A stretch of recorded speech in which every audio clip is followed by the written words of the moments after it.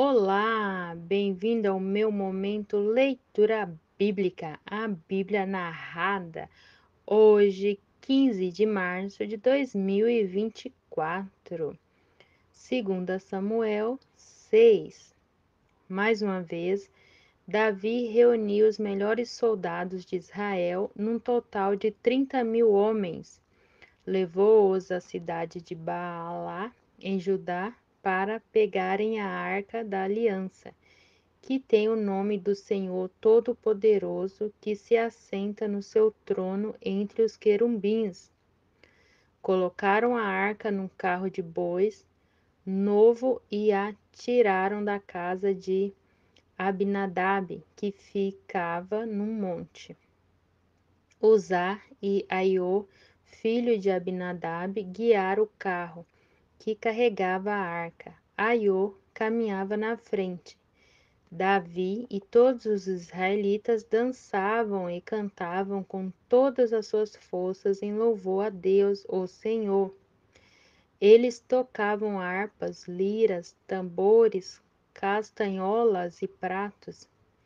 Quando chegaram ao campo de descascar cereais, que pertencia a Nacon, os bois tropeçaram. Então Uzá estendeu a mão e segurou a arca da aliança. O Senhor Deus ficou irado com Uzá por sua falta de respeito e o matou. E Uzá morreu ali ao lado da arca. Davi ficou furioso porque o Senhor, na sua ira, havia castigado Uzá. Assim, até hoje, aquele lugar é chamado de Pérez-Uzá. Então, Davi ficou com medo de Deus, o Senhor, e disse: E agora, como é que poderei levar comigo a arca da aliança? Assim, Davi resolveu não levar a arca para sua cidade de Jerusalém. Em vez disso, ele mudou de direção e a levou para a casa de Obed-edom, que era da cidade de Gate. A arca da aliança ficou ali 3 meses e o Senhor abençoou Obed e sua família. O rei Davi soube que por causa da arca, o Senhor havia abençoado a família de Obed e tudo o que ele tinha. Então tirou a arca da casa de Obed-edom e, com uma grande festa, a levou para Jerusalém. Depois que os homens que carregavam a arca deram 6 passos, Davi ofereceu a Deus em sacrifício um touro e um bezerro gordo. Davi, vestindo um manto sacerdotal de linho, dançou com todo o entusiasmo em louvor a Deus, o Senhor. E assim ele e todos os israelitas levaram a arca da aliança para Jerusalém com gritos de alegria e sons de trombetas. Quando a arca estava entrando na cidade de Mical, filho de Saul,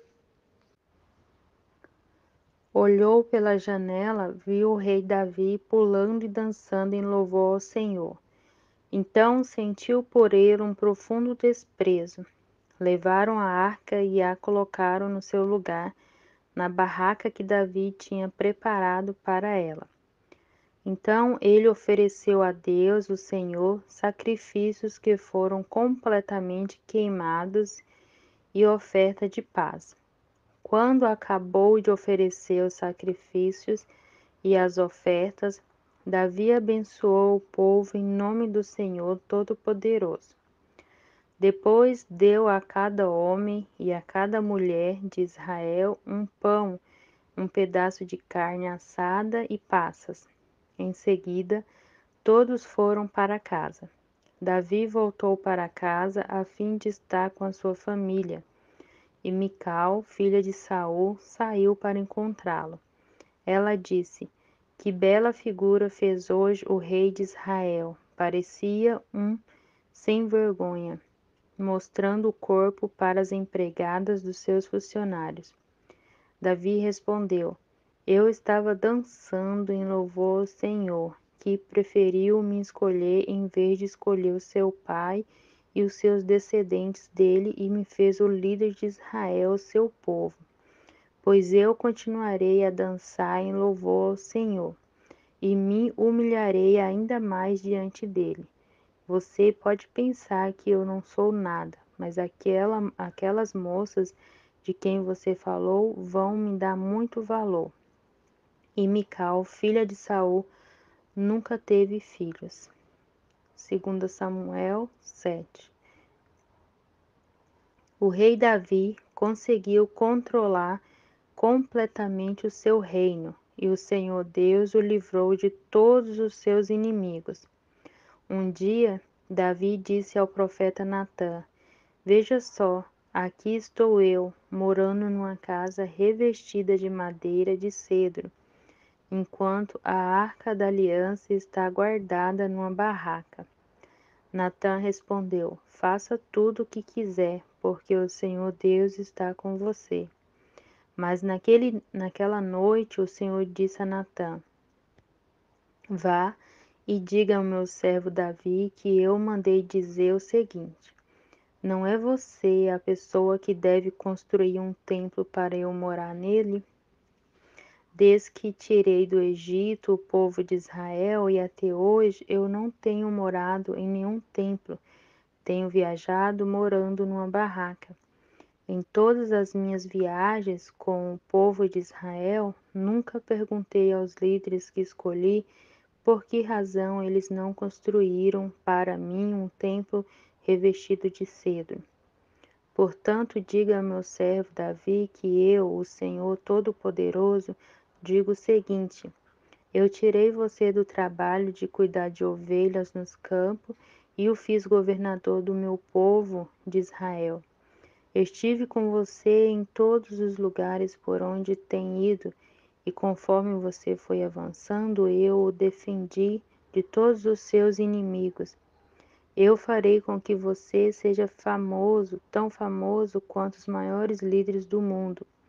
Escolhi um lugar para o meu povo de Israel e o fiz morar ali, onde eles viverão em paz.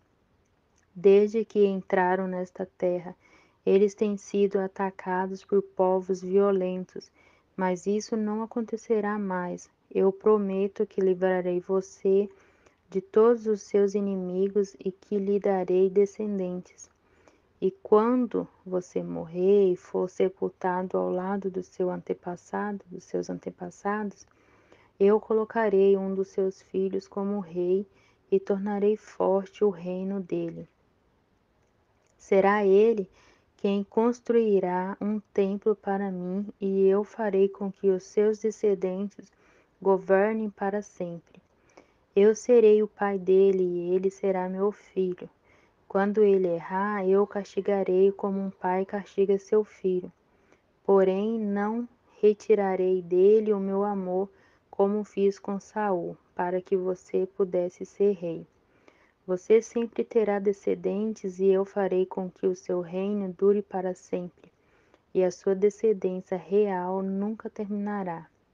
E Natã contou a Davi tudo o que Deus lhe havia revelado. O rei Davi entrou na tenda sagrada, sentou-se e orou assim: Ó Senhor meu Deus, eu não mereço tudo o que fizestes por mim no passado, e a minha família também não merece. E como se as bênçãos do passado ainda fossem poucas, agora estás fazendo promessas a respeito dos meus descendentes no futuro, e deixastes um homem ver isso, ó Senhor meu Deus. O que mais posso te dizer? Tu me conheces, pois sou teu servo. Era o teu desejo e propósito fazer isto, e tu me deixaste saber de todas essas grandes coisas. Como és grande, ó Senhor nosso Deus, não há ninguém igual a ti, como temos ouvido dizer, somente tu és Deus, não existe outro.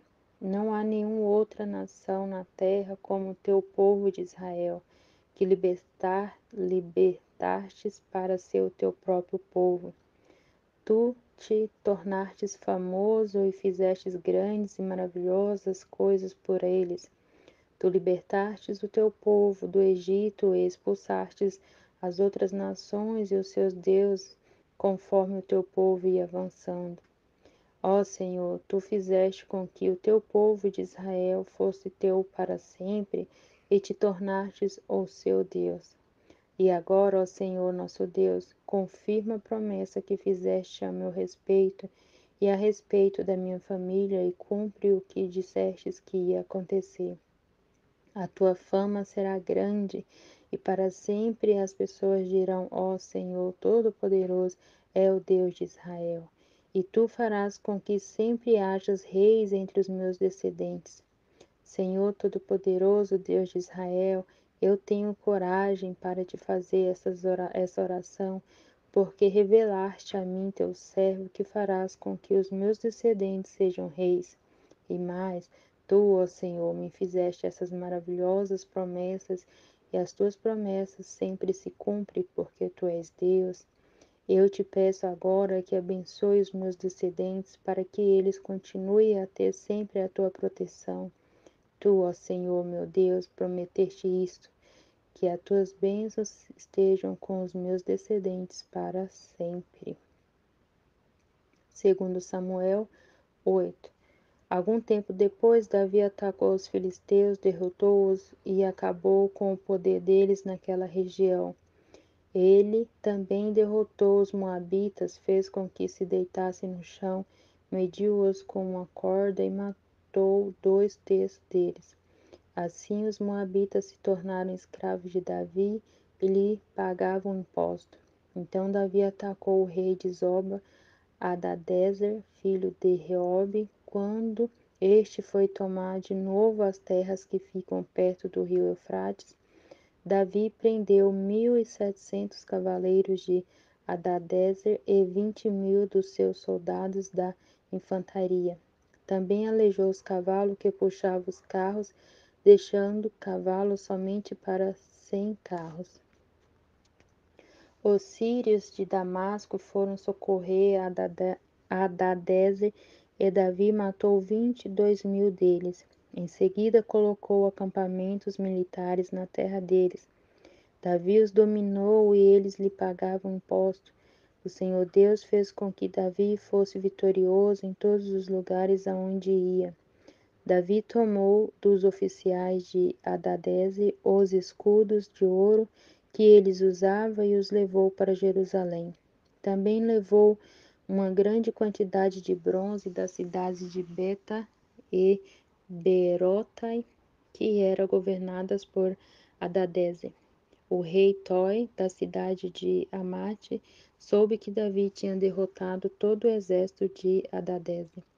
Então enviou seu filho Joroão para cumprimentar Davi e para lhe dar parabéns por ter vencido Hadadezer.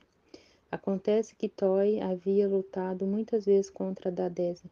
Joroão levou para Davi objetos feitos de pratas, de ouro e de bronze, e o rei Davi os separou para serem usados na adoração ao Senhor, juntamente com a prata e o ouro que havia tomado dos povos que havia conquistado, isto é, os Edomitas e os Moabitas, os Amonitas, os Filisteus e os Amalequitas, e fez a mesma coisa com parte do que havia tirado de Hadadezer.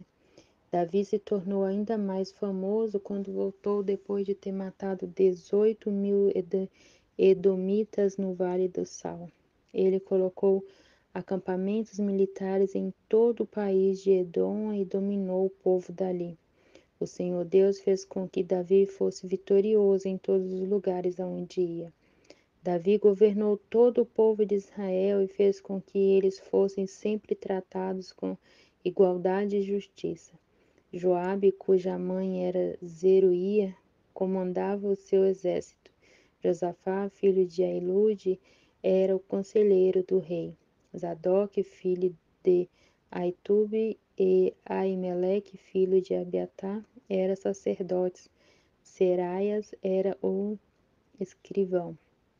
Benaias, filho de Joiada, era o chefe dos guardas de Davi, isto é, os queretitas e os peletitas, e os filhos de Davi eram sacerdotes.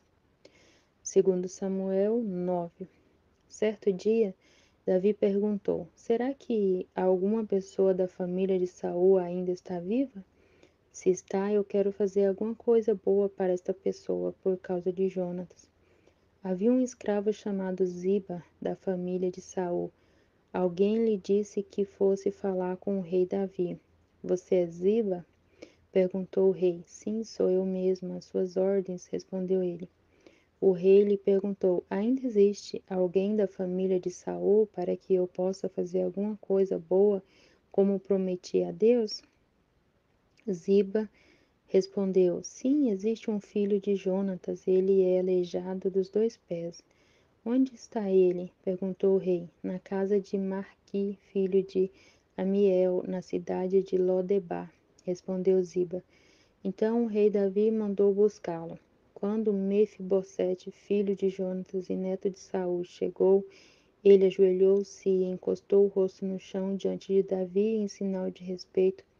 Davi disse: Mefibosete, às suas ordens, senhor, respondeu ele. Não fique com medo, disse Davi. Eu serei bondoso com você por causa de Jonatas, o seu pai. Eu lhe darei de volta todas as terras que pertenciam ao seu avô Saul, e você será sempre bem-vindo à minha mesa. Mefibosete se curvou novamente e respondeu: Eu não valho mais do que um cachorro morto, porque o Senhor é tão bondoso comigo. Então o rei chamou Ziba, o escravo de Saul, e disse: Eu estou devolvendo a Mefibosete, o neto do seu patrão, tudo o que pertencia a Saul e à sua família. Você, os seus filhos, os seus empregados cultivarão a terra para a família do seu patrão Saul e farão a colheita para que eles tenham comida. Mas Mefibosete comerá sempre à minha mesa. Ziba tinha 15 filhos e 20 empregados. Ele respondeu: Farei tudo o que o Senhor mandar. Daí em diante, Mefibosete passou a comer junto com o rei, como se fosse filho dele. Mefibosete tinha um filho pequeno chamado Mica. Todos os que eram da família de Ziba se tornaram empregados de Mefibosete. Assim, Mefibosete, que era aleijado dos 2 pés, ficou morando em Jerusalém e todos os dias comia junto com o rei. Segundo Samuel 10. Algum tempo depois morreu o rei Naás do país de Amon e o seu filho Anum se tornou rei. E Davi disse: Eu serei bondoso com Anum, assim como Naás, o seu pai, foi bondoso comigo. Então enviou mensageiros a Anum para mostrar sua amizade.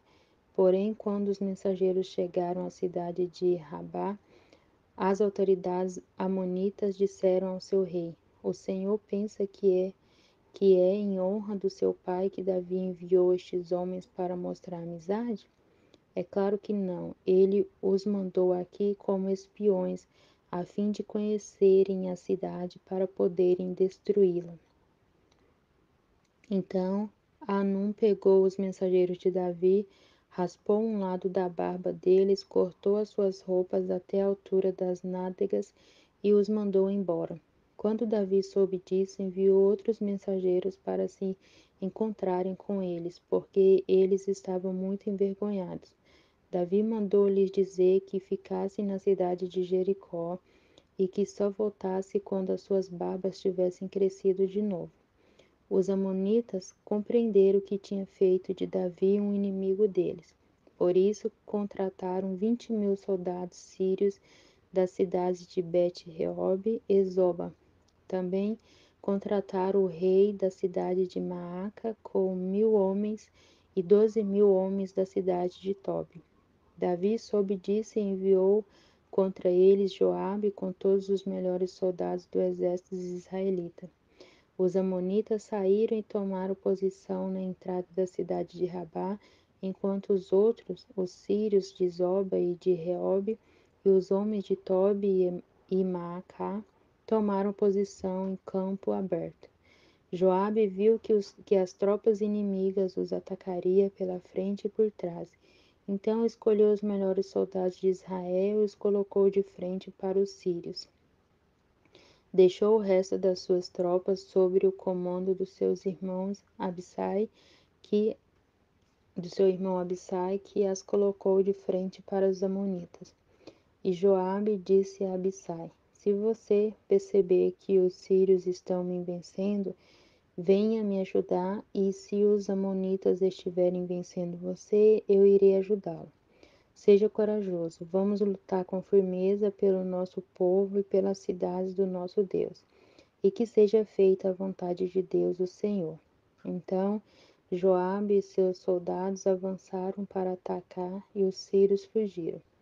Os amonitas viram os sírios fugindo, então também fugiram de Abissai e voltaram para dentro da cidade. E Joabe parou de lutar contra os amonitas e voltou para Jerusalém. Quando os sírios viram que tinham sido vencidos pelos israelitas, reuniram de novo todas as suas tropas. O rei Hadadeze mandou chamar os sírios que estavam no lado leste do rio Eufrates. Então eles foram até a cidade de Elã. Na frente deles ia Sabaque, o comandante do exército de Hadadezer. Quando Davi soube disso, reuniu as tropas israelitas, atravessou o rio Jordão e marchou para Elã. Lá os sírios tomaram posição de frente para os israelitas. A luta começou, e os israelitas fizeram os sírios fugir. Davi e seus soldados mataram 700 soldados que guiavam carros de guerra e 40.000 cavaleiros sírios. Feriram também Sobaque e o comandante inimigo, que morreu ali no campo de batalha. Quando os reis que eram chefiados por Hadadeze viram que tinham sido vencidos pelos israelitas, fizeram paz com eles, ficando debaixo do seu poder. E os sírios ficaram com medo de ajudar de novo os amonitas.